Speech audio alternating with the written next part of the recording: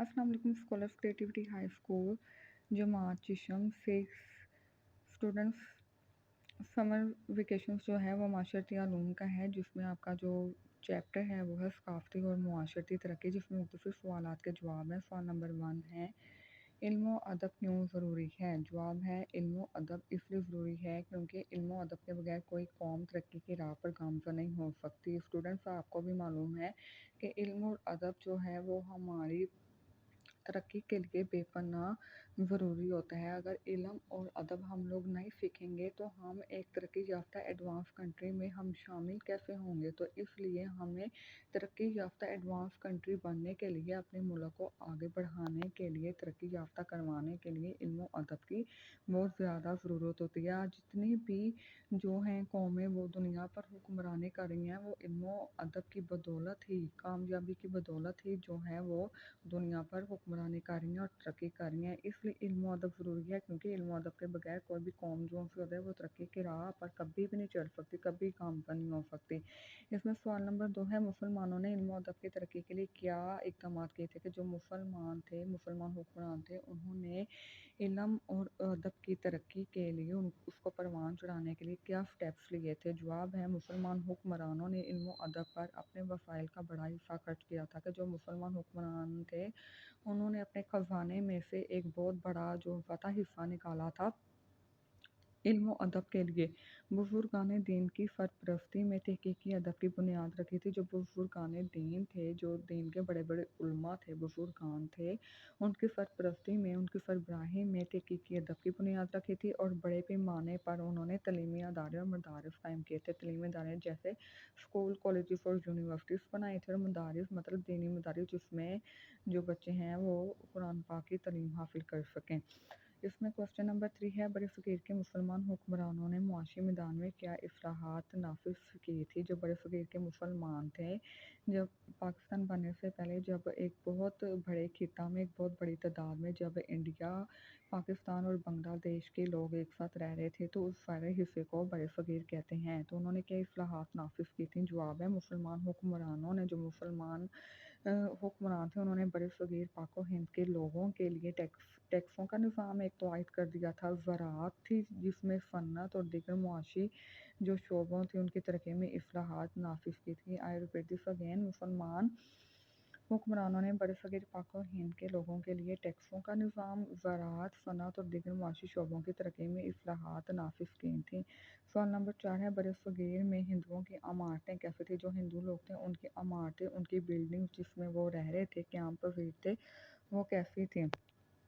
اس کا جو جواب ہے وہ یہ ہے کہ ان کی جو عمارتیں تھیں، ان کی عمارتیں تنگ و طریق ہوتی تھیں۔ مطلب تنگ و طریق مطلب بہت زیادہ نیرو ہوتی تھی۔ ہندو جو تھے وہ عمارتوں پر دیوی دیوتاؤں کی تصاویر بناتے تھے۔ جو ہندو لوگ تھے وہ اپنی عمارتوں پر، عمارتوں کی جو دیواریں ہوتی تھیں ان میں پکچرز بنا دیتے تھے دیوی دیوتاؤں کی۔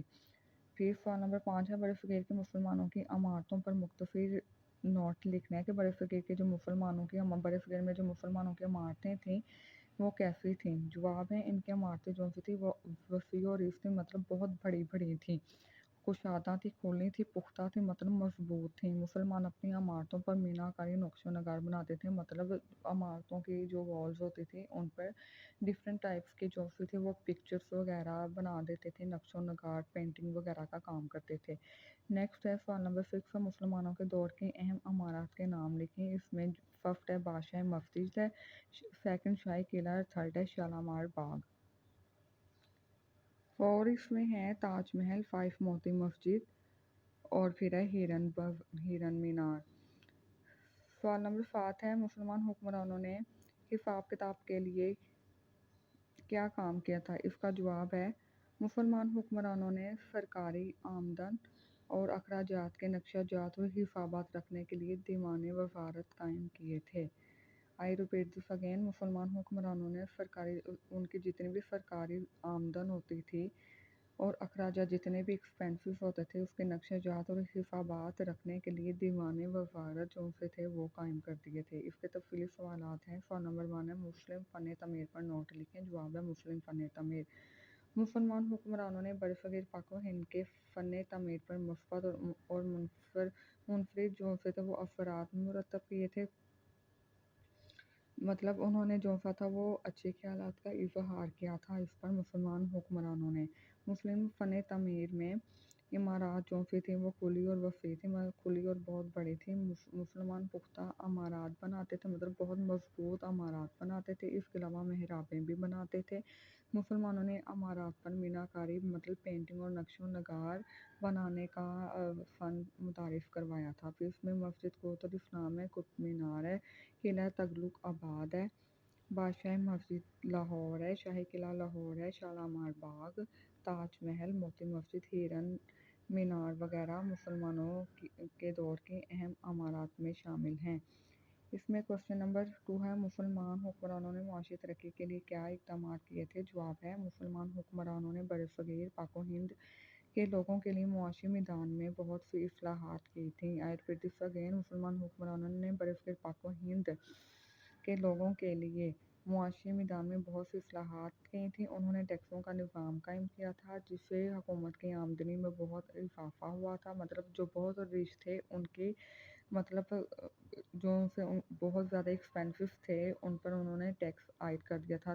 مطلب کہ اگر پراپرٹی بہت زیادہ بڑھ گیا تو اس پر ٹیکس عائد کر دیا تھا کہ وہ ہر منتھ جو ہے وہ اتنا جو ہے اپنی اماؤنٹ میں سے جو ہاف جو ان کی اماؤنٹ ہے وہ حکومت کو دیں گے، جس کی وجہ سے